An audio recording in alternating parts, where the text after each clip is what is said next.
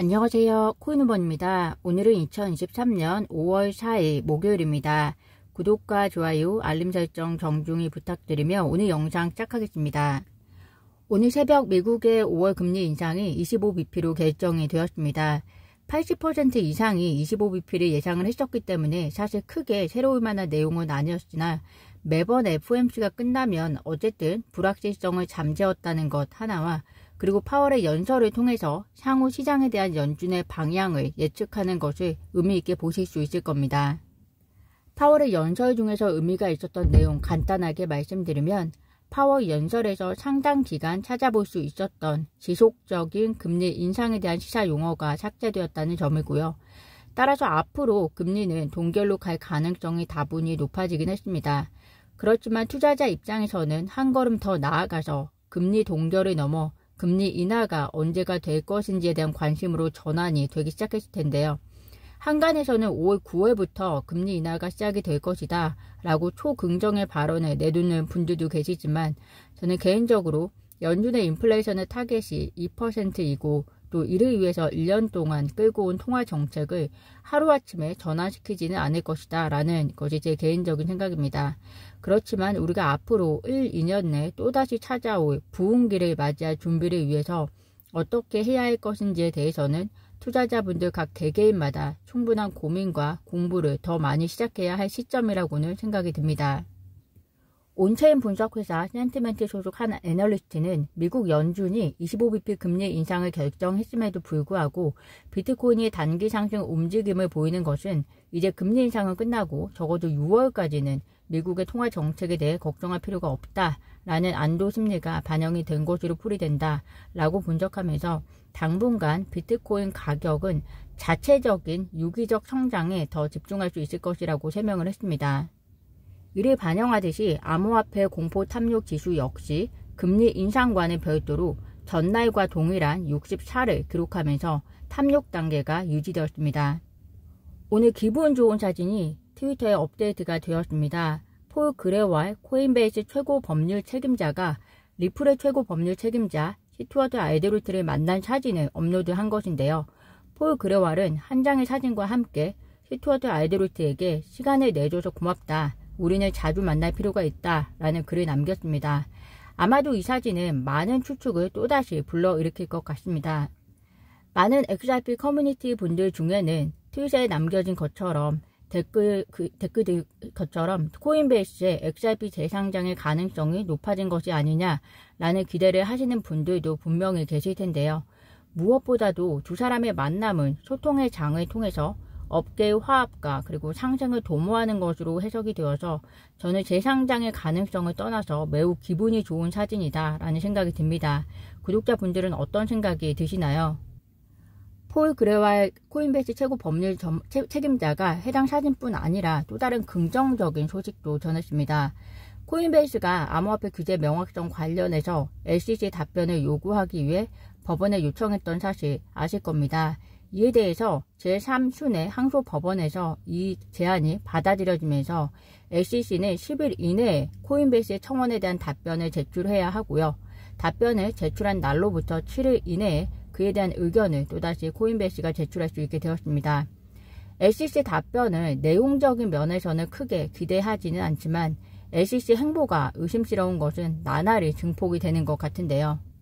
이번에는 한 미디어에 따르면 SEC의 최신 헤지펀드 규정 내에 디지털 자산에 대한 최초의 공식 정의를 SEC가 삭제함으로써 암호화폐 규제에서 한 걸음 물러섰다라고 보도를 했는데요.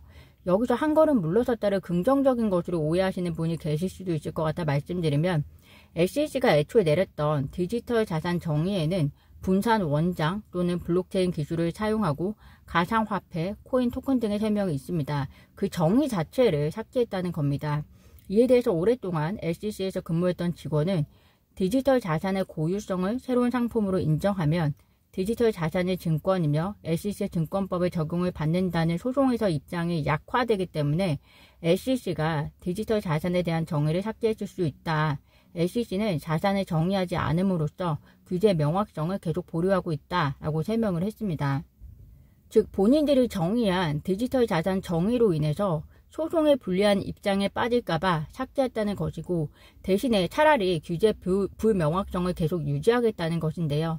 이런 일관성 없는 규제 기관의 모습을 보여주고 있는 게리 겐실러는 이쯤 되면 진짜 물러나야 하는 것이 아닌가라는 생각까지 듭니다. 한 변호사가 SEC가 코인베이스를 고소하겠다는 위협을 끝까지 밀고 나간다면 SEC가 질 수밖에 없는 이유를 트윗에 남겼습니다. SEC의 경우 치명적인 결함이 있는데 그 문제는 게리 겐실러가 직접 만든 것이다 라고 설명을 하면서 시작을 하는데요. 내용인즉슨 겐실러가 SEC 의장직에 확정된 이후에 2021년 5월 6일 의회에서 증언을 했는데 SEC는 의회로부터 암호화폐 거래소를 규제할 권한이 없다라는 발언을 한 것입니다. 해당 변호사에 의하면 SEC가 코인베이스를 고소하겠다는 위협을 끝까지 밀고 나간다면 코인베이스 법무팀은 겐실러의 2021년 5월 6일 증언을 포함해서 SEC의 이메일, 회의록, 메모, 문자메시지 등 모든 증언을 다 철저하게 활용할 것인데 SEC 내부에서는 모든 문서를 설명해야 하는 노력을 해야 할 것이다 라고 이야기를 하고 있습니다. 또한 이미 SEC 내에서는 암호화폐 거래소를 규제할 의회의 법적 권한이 부족하다는 공감대가 형성이 되어 있다라고 얘기를 하는데요. 그 이유가 제정신을 가지고 있다면 어떤 의장도 SEC가 그 권한을 주장할 법적 근거가 전혀 없다는 것을 절대적으로 확신하지 않는 한 의회에서 증언하지 않을 텐데 게리 겐실러는 어쨌든 SEC는 암호화폐를 규제할 권한이 없다라고 명확히 증언했다는 것입니다. 최근 XRP 커뮤니티 구성원들 중에 토레시 판사가 리플에게 유리한 판결을 내리고 SEC가 항소할 경우 코인베이스가 XRP를 재상장할 것인지에 대한 질문을 제기했습니다. 왜냐하면 아무래도 코인베이스 최고 법률 책임자가 리플과 SEC 소송의 결과를 보고 나서 리플 XRP 재상장 여부를 검토할 수 있다라고 이야기를 한 적이 있었기 때문에 그렇다면 SEC가 항소하게 되면 어떻게 되는 거냐라는 질문으로 해석이 되고요.